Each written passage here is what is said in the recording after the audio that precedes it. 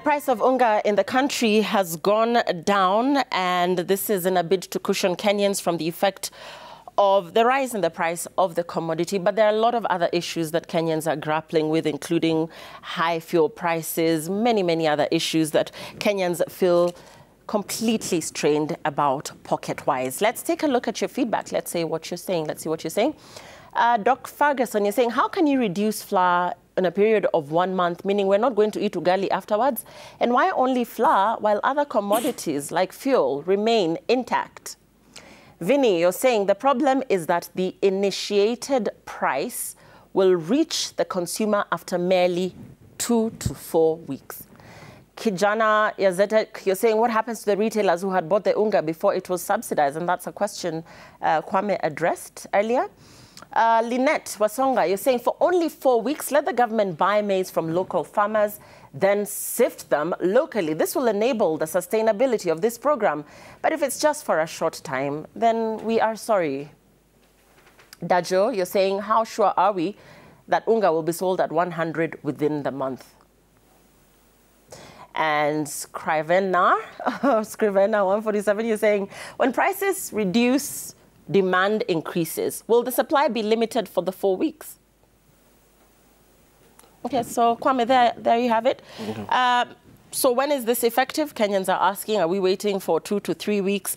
I haven't really checked across supermarkets to see what's currently happening. But yes, a lot of interest on whether this is going to happen immediately or it's going to be a wait and see sort of scenario. Let's begin there. Well, I think, everyone's asking the right question. So if I go in tomorrow, if I walk in tonight into a 24-hour store, am I going to find it at at 100 shillings? That's very unlikely. Right. My view is that it's very unlikely because there's existing stock that has to be exhausted. It's very unlikely. And this is what tells you why this is probably poorly designed. I mean, if the government instead had identified people, this form of distribution of subsidies or of help happened during COVID, simply send people their cash through mobile money transfer, then they can buy regardless, without necessarily distorting and making it very difficult for shopkeepers to decide this is the 230 batch and this is the 100 shillings batch. I mean, it's just going to be confusing. Yeah, and another tweet there is saying, yes, there's a legitimate reason to reduce the cost of living, but this is only on the price of flour. What about other issues that Kenyans are grappling with? Well, actually, for fuel, we have to be honest as well. For fuel already, as a statement was issued last week, fuel should already be, premium fuel should be retailing at 209. But the government said, look, we'll sell it at 159 because it's subsidizing 50 shillings per litre. So it's already happening. So what this tells you is that it could be worse. Yeah. But then again, somebody asking, so you called for the reduction in the price of unga. Now that it's been given to you, you're lamenting. Did you want the prices to remain high? So in terms of the fact that this is a 4-week situation, whatever government takes office, once the results are declared and once the president of the Republic of Kenya is declared, what happens after then? What happens to the administration that will take over in terms of what we're now seeing here, a 4-week subsidy? What then? Well, they'll have to decide whether they want to extend the subsidy. I don't think they will. Well, maybe they could, but they'll have to ask against what cost. Because the truth is, Kenyans must understand that the subsidy is actually a tax, a hidden tax, in the sense that taxes are being collected from somewhere else and they're being directed to make unga look artificially cheaper than it really is. And that's part of what tells you that it cannot be maintained for a very long time. So what I think is happening is we'll tide through the election season up until the voting date, and then a decision will be made by whoever comes in, or if the president is still in office, then he'll have to decide whether to extend it by another month or not. And in terms of where these funds will be coming from, looking at an already debt-strapped administration, another question that's coming in, will this also translate to the taxpayer's pocket once again, just adding more and more burden to an already very upset Kenyan? Yes, it is. I mean, it's just that the only people who are going to benefit are those people who are going to buy the flour, the bag of flour at 100 shillings for every 2 kilograms. If you don't get that and you're paying taxes, it means you've simply subsidized whoever will get that flour. So yes, it's not going to come from anywhere else. It's basically going to have to be raised. So it's about I think what I see this as is just raise the targets for collection for the revenue collection service. So it's the KRA's goal to ensure that that gap is released. But what they've done is spend the money today and then, of course, kick the bill to be paid in the future by taxpayers. Okay, somebody here is saying Kwame's reasoning. He's saying he doesn't understand a lot of what you're saying, because he's saying any subsidies for the common mwananchi is welcome. For fuel, it's not just about the transportation. It's used for moving heavy machinery in farms and industries. So even as we look at subsidies, say, for fuel, he feels that we zeroed in on the transportation but did not look at other areas, such as, for instance, the farm machinery and its operation and the trickle-down effect for the common mwananchi, for the farmer, for the maize miller, and how they benefit from such subsidies. Well, that might even be true, but 70% of all fuel in Kenya, petroleum and crude petroleum refined in Kenya, is used for transportation. So transportation is the biggest claim on that. So what that means is I would expect that the incidence, or rather the benefit of that subsidy, would fall on those who drive.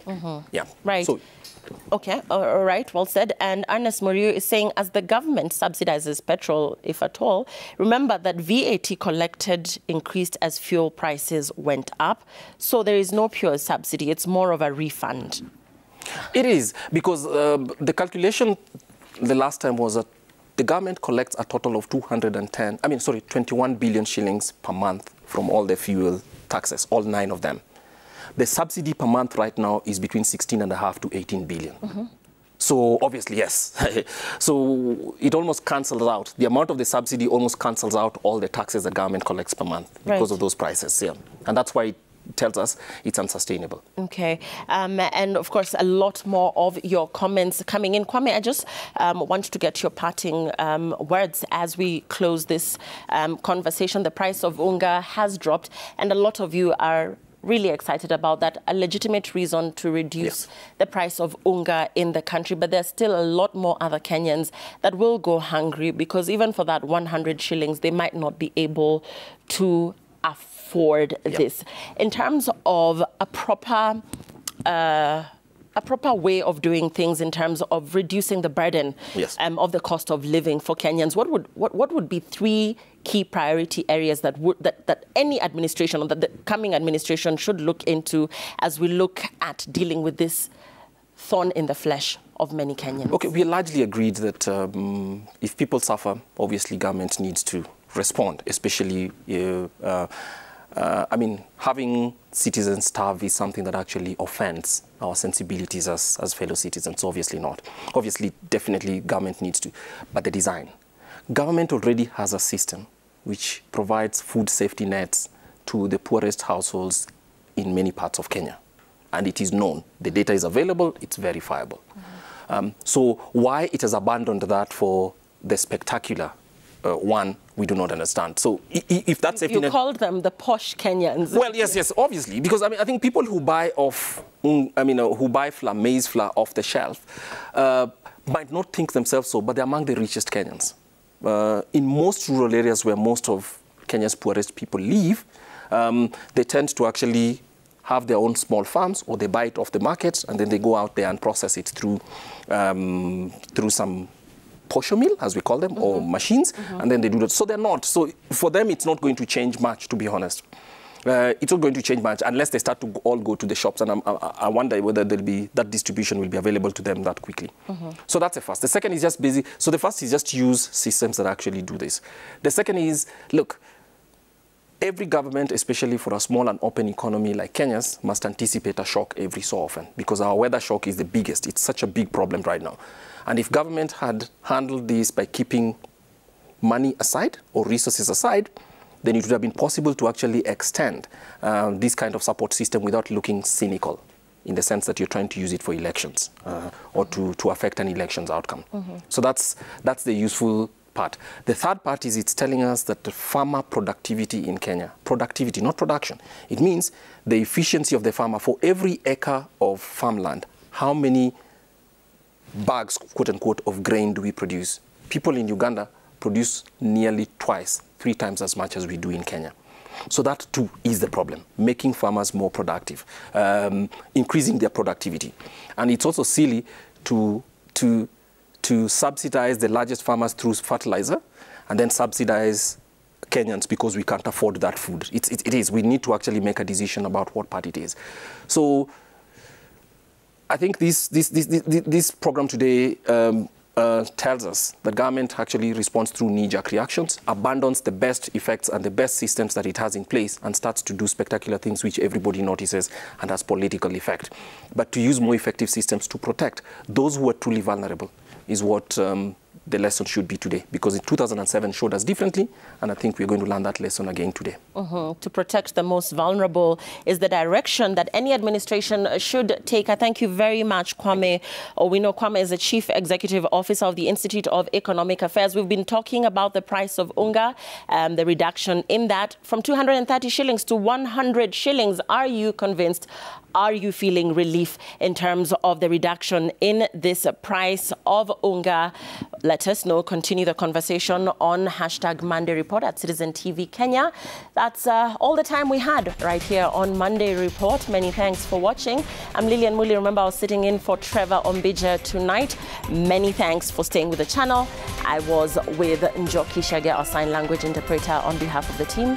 Good night and thanks for watching.